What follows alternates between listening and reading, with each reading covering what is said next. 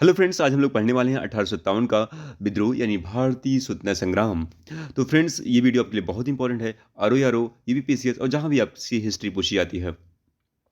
तो फ्रेंड्स, अगर आप चैनल पे नए आए हैं तो वीडियो को लाइक करिएगा और चैनल को सब्सक्राइब करिएगा। तो फ्रेंड्स, चलिए हम लोग देखते हैं 1857 का विद्रोह और स्वाधीनता संग्राम।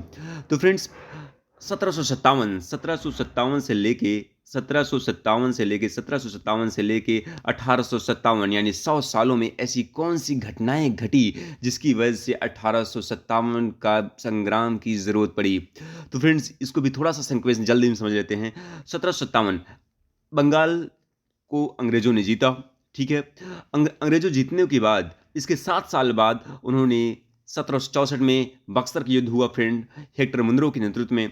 और इसके बाद उन्होंने पूरे अवध को जीत लिया, बंगाल को जीत लिया और आपके नवाब मुगल सम्राट शाह आलम द्वितीय हरा के दिल्ली को जीत लिया। अब इसके बाद अंग्रेज़ों का कब्ज़ा फ्रेंड्स लगभग-लगभग भारत के हर क्षेत्र पे था। कुछ क्षेत्रों पे नहीं भी था, लेकिन लगभग-लगभग क्षेत्रों पे था। एक तरीके से पूरे भारत में ब्रिटिश जो है सबसे शक्तिशाली हो गए थे। तो फ्रेंड्स, यहाँ से थोड़ी कहानी स्टार्ट होती है और समझते हैं। तो 1757 से लेके 1857 में क्या ऐसे कारण थे और क्यों ऐसी तो सबसे पहला मैं जो मुझे समझ में आता है कि उस टाइम फ्रेंड आपकी किसानों का शोषण हो रहा था। उद्योग धंधों का एक तरीके से नाश हो रहा था, आपके हस्तशिल्प उद्योग का नाश हो रहा था, कुटीर उद्योग का नाश हो रहा था। इस वजह से चाहे उद्योग धंधे वाले व्यक्ति थे, किसाने वाले व्यक्ति थे, मज़दूर थे या फिर नौकरी पेशा लोग थे जो जिनके साथ भेदभाव हो रहा था, उन सभी के मन में एक चिंगारी फैल गई थी ब्रिटिश सरकार के प्रति कि उनके साथ भेदभाव हो रहा है, गलत हो रहा है। इसी सब का परिणाम ये था कि भारतीय स्वतंत्रता संग्राम 1857 साथ में कुछ नवाब जमींदारों के कुछ नवाबों के साथ भी दिक्कत हो रही थी कि उनके पेंशन को बंद कर दिया जा रहा था। उनके साथ भी ब्रिटिश सरकार गलत भेदभाव कर रही थी, तो उसको भी हम लोग यहाँ देखने वाले हैं। तो फ्रेंड्स, इन्हीं सब कारणों से परिणाम था भारत का स्वतंत्रता संग्राम। तो आज हम लोग देखने वाले हैं कि क्या वो मुख्य कारण थे, क्यों ये संग्राम जितना सफल होना चाहिए था उतना सफल नहीं हो पाया, उन सब चीज़ों के बारे में भी और लेकिन इसके परिणाम के बारे में भी हम लोग यहाँ पे देखने वाले हैं। तो फ्रेंड्स, चलिए देखते हैं। तो अगर आप बात करते हैं कि इसके जो ये शुरू कब हुआ था, तो ये फ्रेंड्स शुरू हुआ था 31 मई 1857 को। 31 मई जो घोषित हुआ था, घोषित दिन तो कौन-सा था? वो था फ्रेंड्स 31 मई 1857। लेकिन प्रॉब्लम ये थी कि फ्रेंड्स उस टाइम दूरसंचार की साधनों की कमी होने की वजह से कुछ लोग जो थे, वहाँ की जनता जो है, इसको 10 मई 1857 को ही शुरू कर दी। यही एक प्रॉब्लम थी क्योंकि अगर संगठित होके अगर शुरू कर दे तो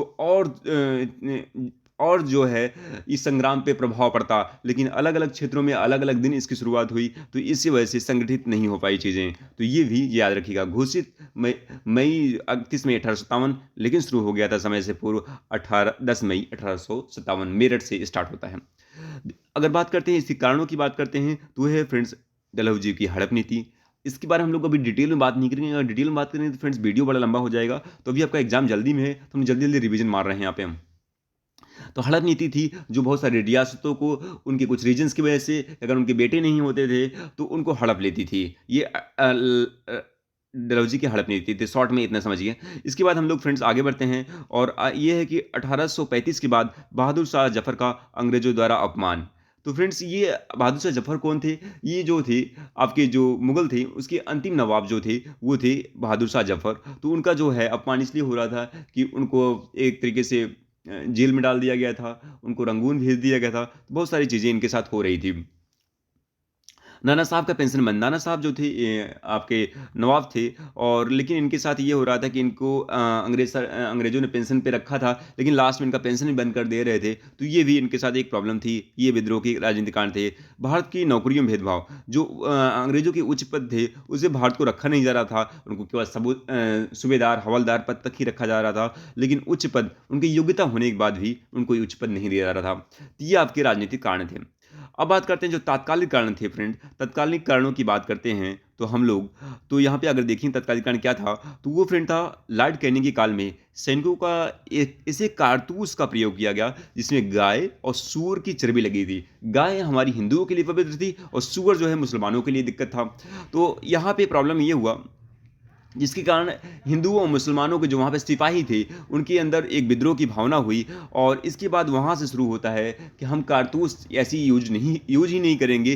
हिंदू मंगल पांडे वहाँ पे एक मुख्य रूप से नेतृत्व किया और उन्होंने उस पे जो है गुस्से में गोलियां चला दी और वहां पे अंग्रेज अधिकारियों की मृत्यु भी हो गई थी।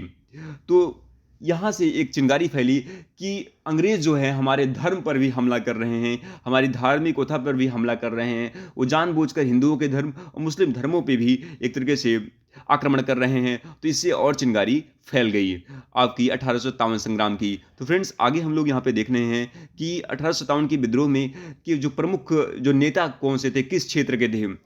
तो यहाँ पे अगर नेताओं की बात करते हैं, दिल्ली में आपका जो नेतृत्व कर रहे थे वो बहादुर शाह जफर, कानपुर में नेतृत्व कर रहे थे नाना साहब, लखनऊ में नेतृत्व कर रहे थे बेगम हजरत महल। तो फ्रेंड्स ये भी आप याद रखिएगा। तो कौन नेतृत्व कर रहे थे? बेगम हजरत महल।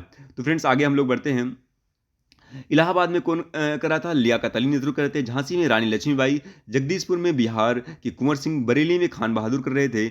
इसके बाद फैजाबाद में आपके कर रहे थे मौलवी अहमदुल्ला, फरुखाबाद में नवाब तफजुल्ला हुसैन, हरियाणा में राव तुलाराम कर रहे थे।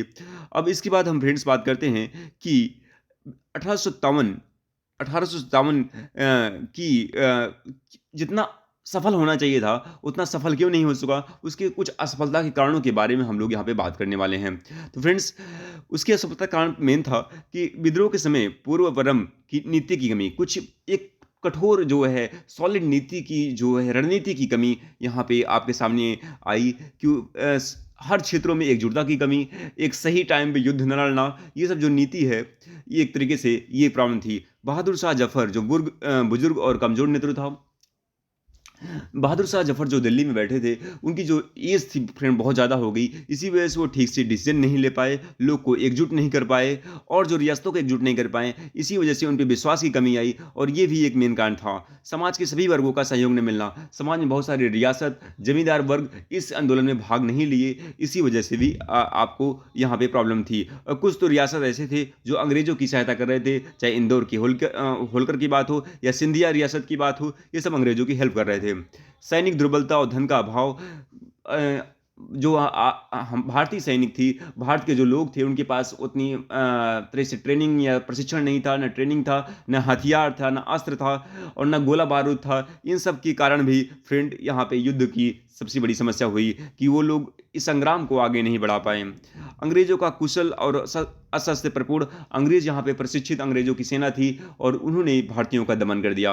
अब बात करते हैं भारतीयों के दमन स्थलों की बात करते हैं, वहाँ पे कौन कौन से अधिकारी उस दमन कर रहे थे। अगर इलाहाबाद में बात करते हैं फ्रेंड्स, इलाहाबाद में आपके कर्नल नील थे उन और यहाँ पे एक लियाकत अली जान ही रहे हैं आप, नेतृत्व कर रहे थे। इसके बाद झांसी में कैप्टन हिरोज अंग्रेज अधिकारी थी जो नेतृत्व कर रहे थे। पटना में आपके आउटरम या वेस्टर्न आयर कर रहे थे। दिल्ली में कैम्बेल कर रहे थे।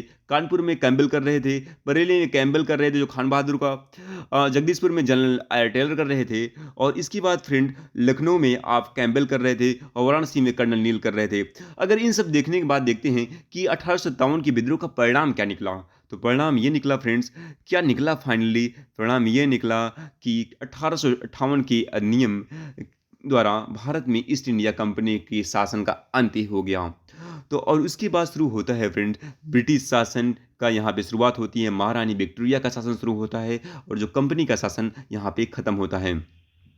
परिणाम यह निकला फ्रेंड्स कि 1858 का अधिनियम खत्म होता है और ब्रिटिश शासन शुरू होता है, महारानी का शासन शुरू होता है, विक्टोरिया का शासन शुरू होता है और गवर्नर जनरल का पद समाप्त हो जाता है और वहाँ से शुरू होती है वायसराय पद शुरू हो जाता है फ्रेंड्स, वायसराय का पद शुरू होता है। और इसके बाद यहाँ पे भारत का राज सचिव का पद भी बनाया जाता है और एक कमेटी बनाई जाती है जिसमें एक भारत का राज सचिव होता है। और भारत में उसका परिणाम ये हुआ कि भारतीयों में एक स्वतंत्रता की भावना जागृत हुई कि अब हम लोग एकजुट होकर अगर ये ब्रिटिश के खिलाफ खड़े होते हैं, विद्रोह करते हैं, तो हम लोग की बात मानी जाएगी और भारत एक तरीके से एक भावना, एक अंदर वो कुछ एकजुटता आई भारतीयों में। तो ये एक बहुत महत्वपूर्ण रोल था। इसके बाद क्रांति का जो प्रतीक था वो था फ्रेंड्स कमल और रोटी। तो फ्रेंड्स ये है 1857 की क्रांति का, हम लोगों ने एक छोटी वीडियो में एक थोड़ी सी समझने की कोशिश की है।